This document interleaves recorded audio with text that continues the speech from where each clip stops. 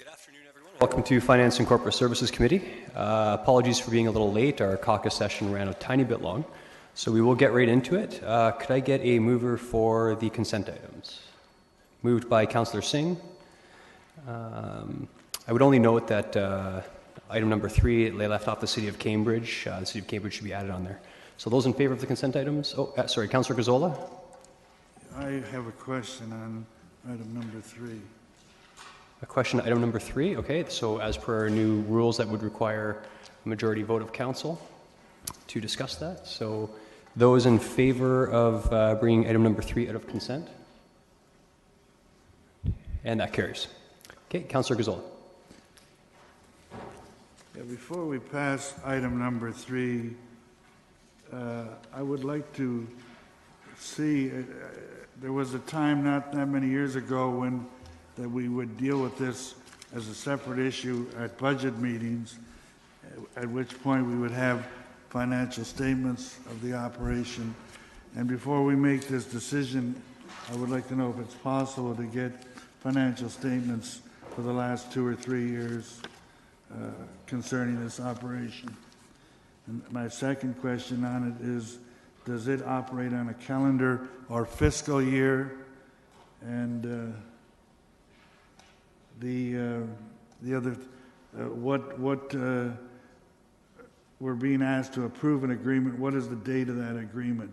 Is that starting today or January 1, or what exactly is it? Those are my 3 questions. Okay, who would speak to those?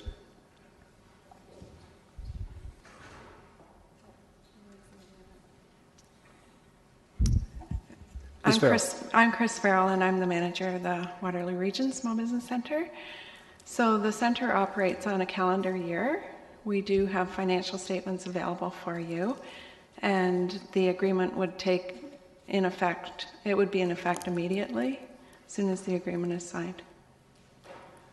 So what is the agreement when you say it would be in effect immediately? Is it to run from January 1, 2015? Yes. Okay. I would like to see copies of the financial statements, if it's possible. I don't have to see them today. Okay. This will come back for ratification next Monday, but if it were possible, I would appreciate that if we could get that between now and next Monday. Absolutely. Thank you. Thank you, Ms. Farrell. There are no further questions. So those in favor, we'll take them all together then. Those in favor? And that carries. Pardon me. We will move on to item number 4, the Registry Theatre update, and we have I believe, delegation. Mr. Bourgeois will be speaking.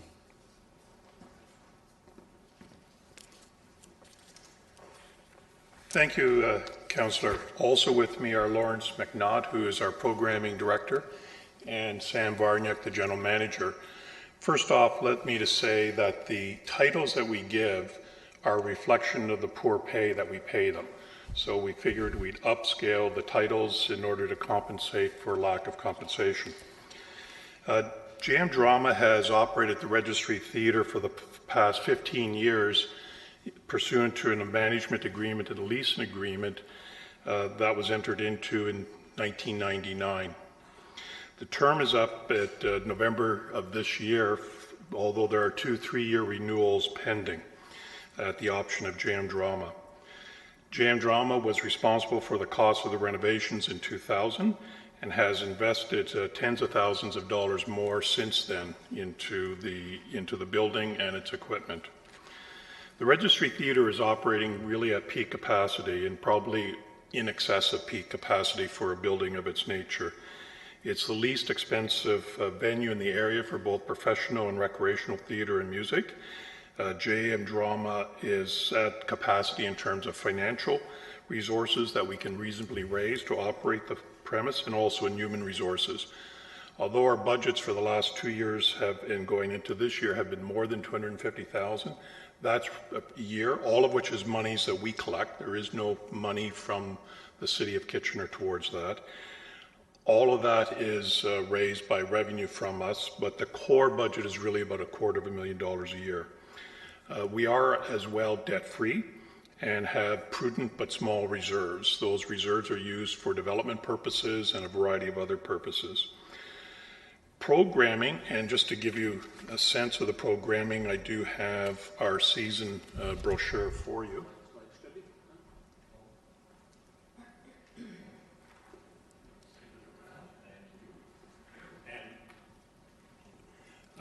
The acting mayor and councillor were at a season's launch a couple of weeks ago, and we're very grateful for the kind remarks at that time as well, and the city's ongoing interest.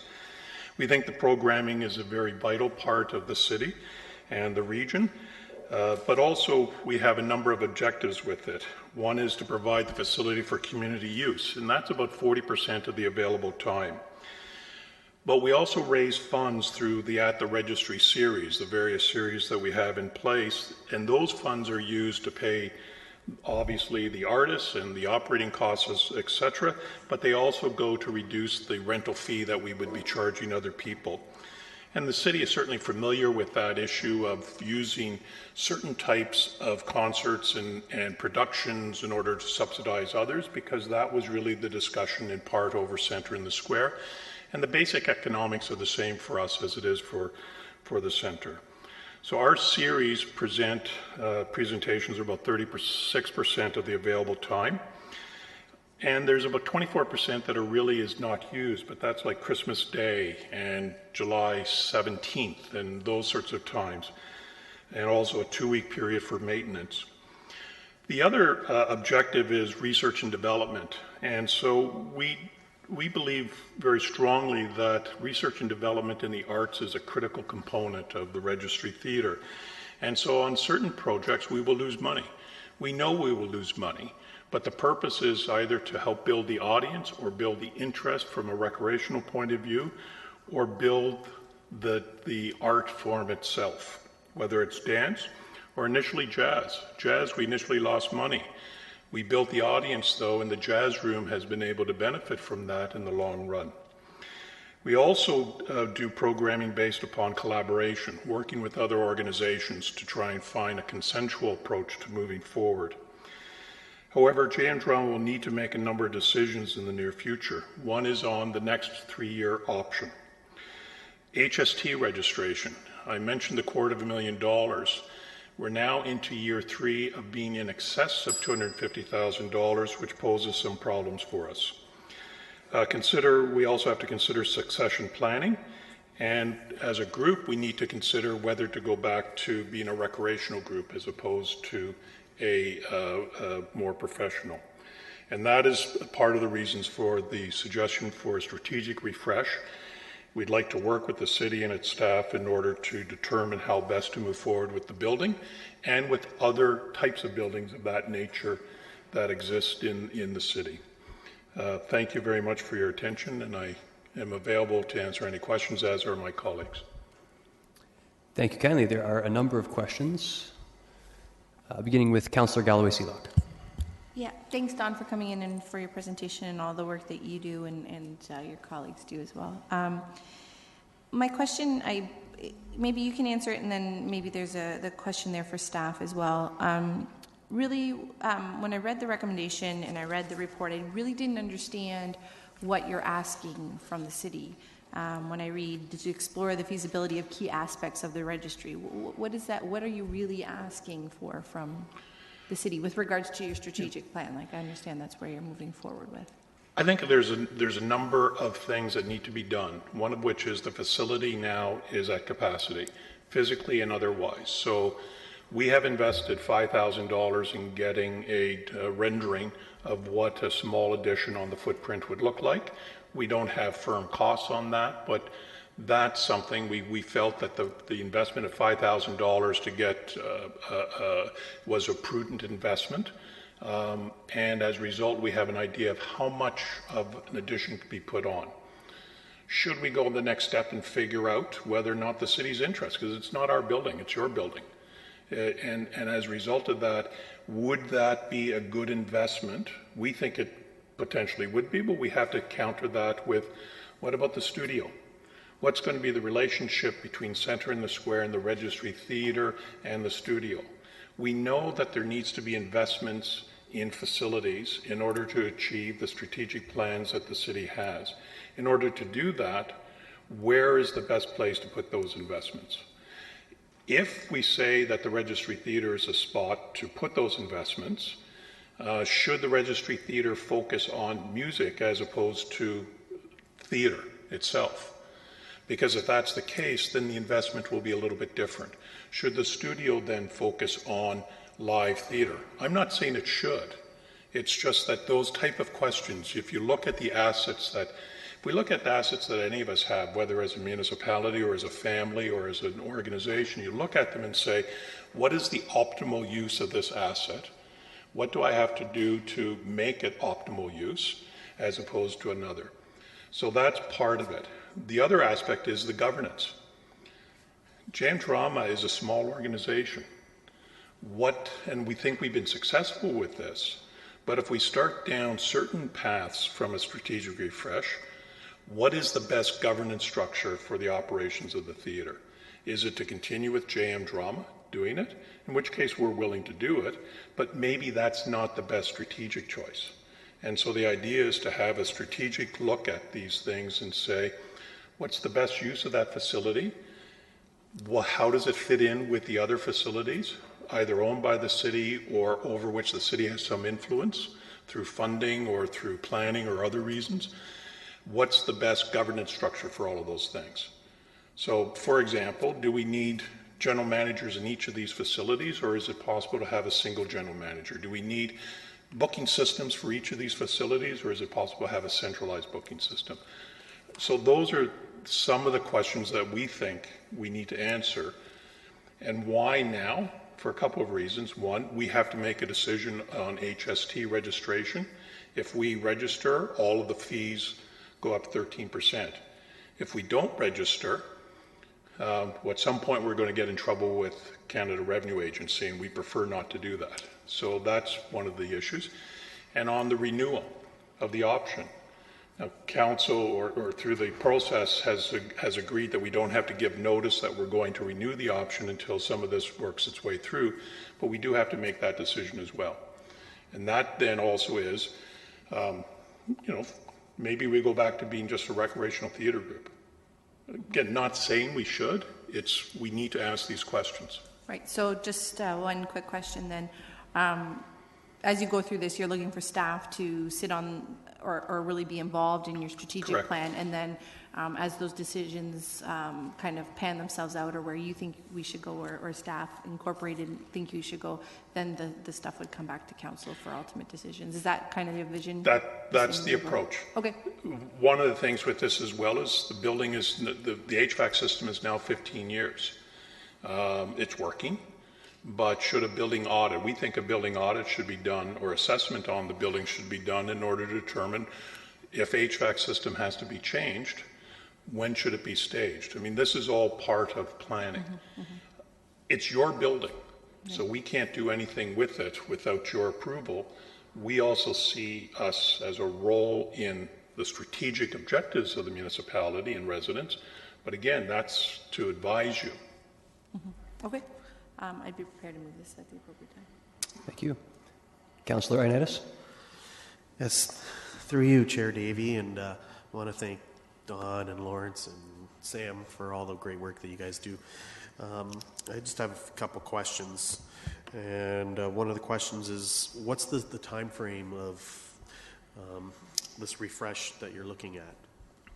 We're looking to do it in 2015 and into early 2016. So the reality is, the municipality, the city has an engagement strategy. We want to fit into that. Not necessarily that the city is doing it, but we want to be consistent with that engagement strategy, which means things like town hall meetings, focused discussion with other organizations in the community, working with the city staff and others in order to do it. So we're probably looking into early to late spring of 2016 before ready to come back. Okay. You did touch upon this with Councillor Galloway-Sealock, and this is one of the questions I was looking at was the building condition assessment. And has there been one done before? The building initially in 1999, as part of the construction, was done. Grand Link did an assessment for its purposes of where are the cracks and so forth, and certainly city staff have on an ongoing basis are in there in order to examine issues, and we do things on a periodic basis with the HVAC system, etc. But from a total building assessment, that has been raised, and there's, I think, agreement at the staff level that it's appropriate to do it, but it has not been done. It has to be scheduled. Okay. So previously, with the arrangement that you have with the city, so who's been typically looking after the capital improvements? It's been the city? Some of them the city has done in accordance with its normal ownership. So, for example, about 7 years ago, the windows were replaced with architecturally sensitive windows for that. That was the last major capital improvement. The boiler is looked after by the facilities people because we don't really have those skills. Okay. All of those other, though, maintenance things we do under our budget. And again, we get nothing, not that we don't get anything from the city, we get the building for community use, but we don't get any payment from the city for that. Okay. Okay, thank you, and I'll be happily to support the recommendation. Thank you.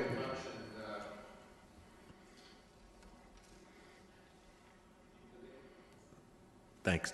Don, thank you very much to you and everyone involved with Jam Drama for the leadership you've provided not only to theatre in our community, but particularly in regards to the Registry Theatre for the past number of years. One of the things that our report today notes that the current contract's coming up, and then there's 2 3-year options remaining. This notion of a 3-year time frame, has that been long enough, or should we be looking at something longer, like a 5-year time frame or something, in order to help facilitate some of your planning and work and that you're doing? We certainly, as part of the refresh, anticipate that there'd be a new agreement.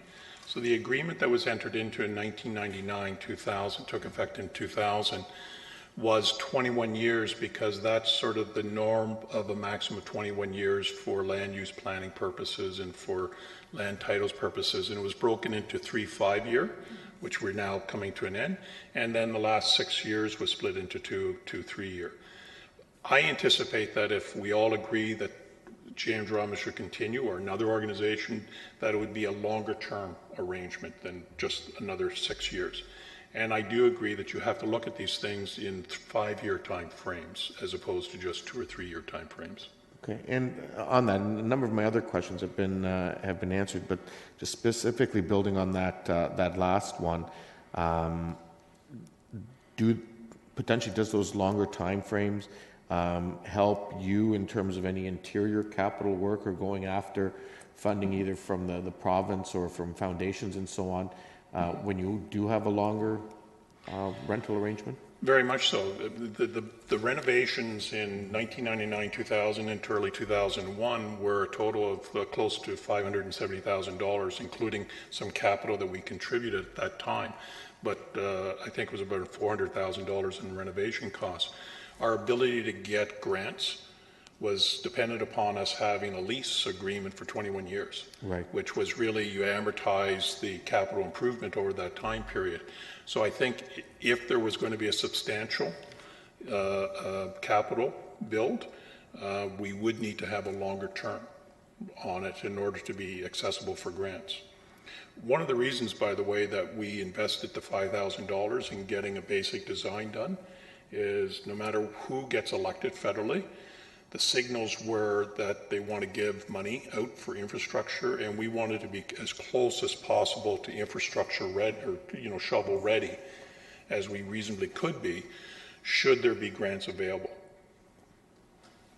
Okay, great, thank you. And just to make my comments, so you don't need to come back to me, I will support Councillor Galloway-Silac's motion of the recommendation. I think Jam Drama's done an outstanding job over the years in terms of managing this facility. I know originally their hope and dream was to bring to fruition the former theater in the old St. Jerome's High School before that building on College Street tragically burnt down. But when this opportunity came up, it was a great fit, and I think they've done a great job. And so I'm looking forward to seeing what this strategic refresh will bring forward. Thank you. Councillor Gazzola. Yeah, by now most of my questions have been answered. I was particularly interested in, I know that you've paid for operations and maintenance, and I was concerned about the capital requirements, but I gather that's something you're going to look at also when we look further. So that question's been answered. Simple question, I know the answer, but I would like to ask it. What does JM stand for? The J is for St. Jerome's, the M is for St. Mary's. And so the legal name of the organization is JM Drama Alumni. And that's how we got started in 1983. We're a bunch of alumni who had gone on to university and trade schools and so forth, who wanted to continue to live back our high school years. So that's where it initially came from. But we are obviously much broader than the alumni. No, and I appreciate that. I have a comment too, just a brief comment. I'd like to compliment your organization for what you've done in the past 20 years. I've seen it. And I did want to mention, ask the question about what it's named after, because it's appropriate that this year is the 150th anniversary of St. Jerome. Yep. So as an arts organization, your group has done a tremendous job for the last 20, 25, 30 years, helping new young artists in their ventures. And just recently, the sports organizations had a big gathering on the weekend and have set up a lot of scholarships to help on the education-wise. So it's just a tribute to you and to the graduates of both those schools as to what you've done. Thank you. Thank you. Councillor Fernandez. Thank you, Don, for coming in and answering all of our questions. I was interested to hear about the long-term lease agreement, that how much it would help guarantee that your grant application moves forward. So is that something that you'd like to see coming out of this refresh, that a possible recommendation that you hope to see come out of that? That is, but I think we need to look at it. I think stability is important for any organization, and 3 years is not a stable time.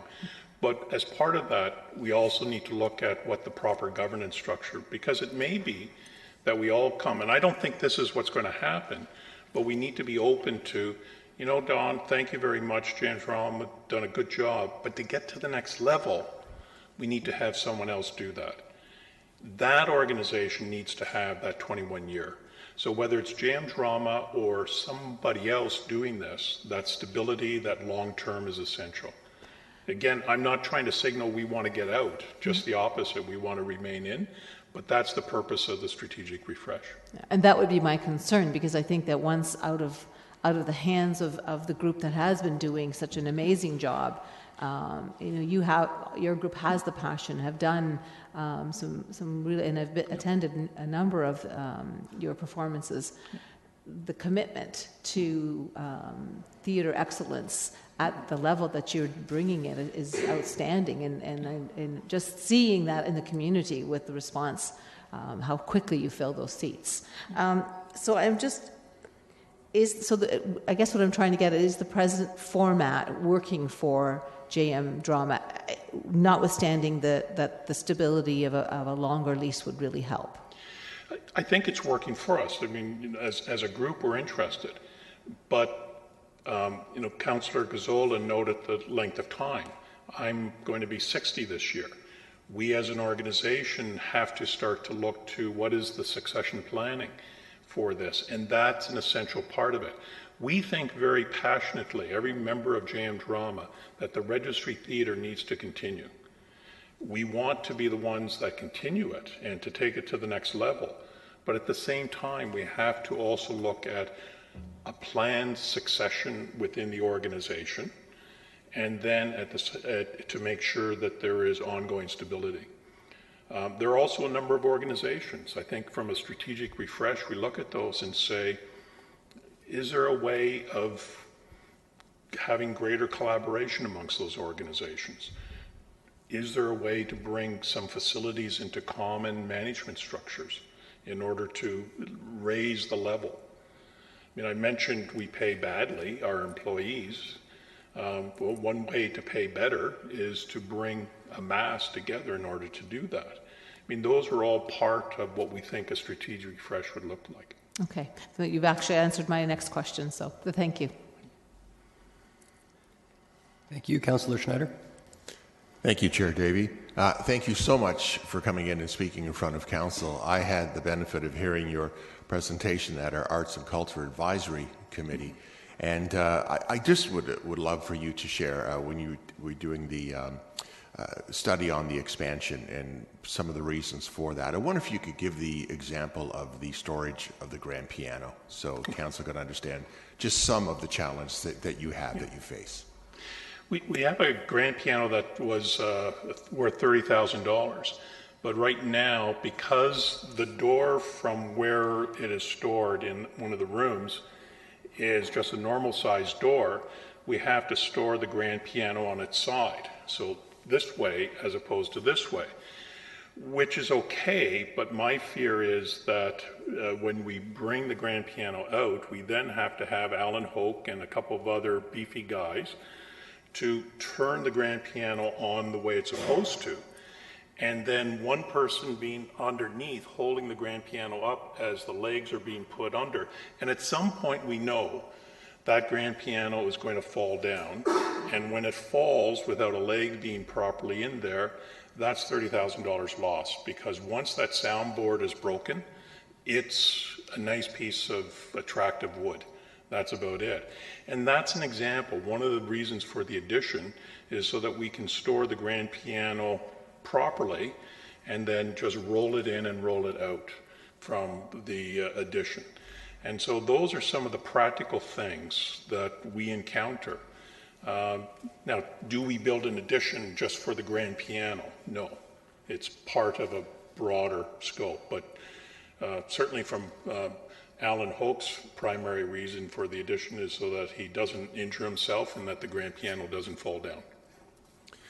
And thanks for that. And I just wanted to drive home that, you're talking about very practical things here with the expansion. And I want to echo Councillor Grisola's comments. I thank you for bringing such wonderful programming to this facility, and your books are balanced. You're doing everything so well, and I'm very proud to support this as well. Thank you. Thank you. Councillor Ionescu. Thank you for coming in and making a presentation and providing an explanation to our questions here on the feasibility and your objectives and what your goals and objectives are. I appreciate that. It's more detailed than we had in our report. And having been at your launch back a week ago or so, seeing the variety of entertainment that you're providing, from the musical component to the theater component, and I see your challenges in terms of where it should go in the future. The feasibility study, I'm just trying to understand that you're interested in having an agreement extended to be at the Registry Theatre, and you indicated some challenges there in terms of the logistics. You're talking about an expansion. Is there any other major issues that you foresee that, because you said some of the repairs that you do is the city's responsibility since we own the building, and you do the other maintenance there to keep things going.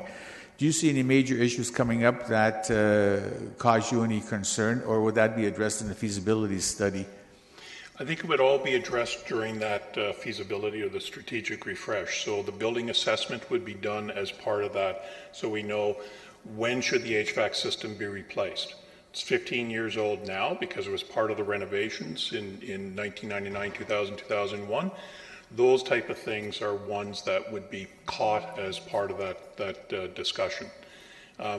There are always things that could be done, and we thought it's best to look at the whole building and look at that whole building in context of all of the other arts facilities and see how best to use the building. And so some of the changes that come forward may be changes as a result of, this building should be used for this purpose rather than this and that. So I think that's where the discussion is going to occur. I don't see, I mean, the city staff, quite frankly, have been very good about making sure the bones of the building are there. There was some masonry work done on it about 10 years ago, additional masonry work. They're in there on a fairly regular basis to make sure the boiler doesn't explode. All of those sorts of things on a day-to-day basis. The city facilities management has been doing a very good job. And by the way, there's a very good working relationship with city staff on these issues as well. So this feasibility study, will this be done with staff in your group, or there'll be an outside consultant? How will that be handled, and what the cost would be? The cost will be internal costs of staff, Sylvia and Rod staff, and our staff. We don't anticipate, other than from architectural or engineering study point of view, and we've already contracted with Walter Fady to do the architectural work of what an addition would look like. So we don't anticipate going to any other consultants other than those that you need to do when you're going to do a building. And when do you expect this feasibility study to be back before council? I think spring of 2016 is our aim, and we would even move that further depending upon what the results of the federal election are and when federal funds start to flow on these sorts of things. I mean, we moved this past spring in order to be as shovel ready as we reasonably could be, given our size, to be able to apply for grants. Certainly, all the indications we've had from staff at the federal government level are they see the building as an important contribution and one that should be recipient of things should they come forward. But no one can make promises. Okay, thank you. Okay, thank you. There are no further questions. Thank you, gentlemen, for coming in. I would say only that there are people that support arts and culture, and then there are people that literally carry grand pianos on their backs. So it has been moved by Councillor Galloway-Seelock. Those in favour? And that carries unanimously. Okay, that concludes Finance and Corporate Services. Oh, Councillor Fernandez? Yeah, I know that the budget process is for information, but I did have one question that I wanted to ask regarding that. Okay, so as for procedures, we would have to take a vote on that item. So those in favor of permitting questions on the information item? And that carries. Councillor Fernandez? Okay. Sorry, Mr. Chapman, did you want to preface? No. Or are you just preparing? Okay, please. In the report, it talks about the link to the new strategic plan, and we've all probably just completed what Laurie Major asked us to do with regards to the action plans and giving percentages to them. I'm a little bit concerned that it says in the second paragraph on page 2 that the budget will be the first opportunity to reflect on the priorities approved by council. In some cases, the ability to move forward with initiatives identified in the strategic plan will depend on the new investments approved. I guess I'm kind of wondering if it's a catch-22 kind of thing. There's issues and priorities that council will identify through that process. But my understanding is that staff at different levels identify also strategic action plans that they feel are important to do. And then it's all about money and how much we have or don't have. How are we going to be able to filter out or I'm trying to think of the right word actually, sort of comb out what really is critical and important in the corporation and the work that we have to do that our residents expect of us to do, and those that are items that we as council are passionate about, or that staff may see as a really great initiative to help their particular department. Is there a way that we can be very, very clear and transparent about that? With due respect, I mean, there's a level of, you're asking basically about priority setting and whether we find something important or not, and with due respect to staff, ultimately those decisions lie with council at the end of the day. So, I mean, if there's staff, sorry, Mr. Chapman, if you wanted to, go ahead. Through you, Mr. Chair. I think you've hit the nail on the head in terms of a challenge that we foresee, and that is that citizens and council have expressed an interest for tax rates around the rate of inflation that maintain existing services. So implicit in that preference is a recognition that we can't do it all, right, in terms of new priorities. And that's why I would suggest that the process that Laurie Major is currently facilitating with you is a critical process. You've gone through a survey now that is sought to solicit your priorities. Laurie will be coming back for a discussion with council to further prioritize those. The extent to which you can achieve consensus and define a short list will be very, very helpful to us to understand where to allocate scarce resources through the budget process. Okay. So I think we're on the right path. I would just encourage you to stay the course through that process. Is there a way or an opportunity for us to break out? And I know that we've had business plans where it talks about the core services and how much of each department, 93% is core services and all that. There's always that nice circle. Is there a way that for us to break out what is the absolute core services that residents tell us that we want to do and what the cost of maintaining that is, and then having a sort of a breakout of understanding of what all these other initiatives, whether it's a bulk number or, it would probably be very challenging to detail it out, but I think there needs to be a very clear understanding as the public becomes more and more engaged that this is the cost of our core services. This is what it really costs to maintain our city the way people expect it to be maintained.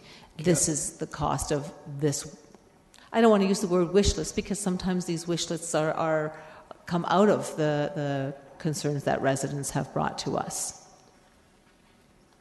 Through you, Mr. Chair, I think that this is the process that we're currently underway with. As you know, it was a major step forward last year to be able to identify what the core services are, to define those core service profiles. The list of projects in the business plan represent things outside of core service, so I think that we're on a path to better understand core service from project to start to cost those things out. So yes, we agree with you, that's the direction we're going. We won't have a perfect model in year one, but we're continuing to refine it, and you'll see that even through this year's process, that we continue to refine the model along the way that you've described it. Okay. I don't have enough time to ask my other question. All right, thanks. Okay, thank you. That concludes Finance and Corporate Services. We will get into community infrastructure right away. A couple minutes, thank you.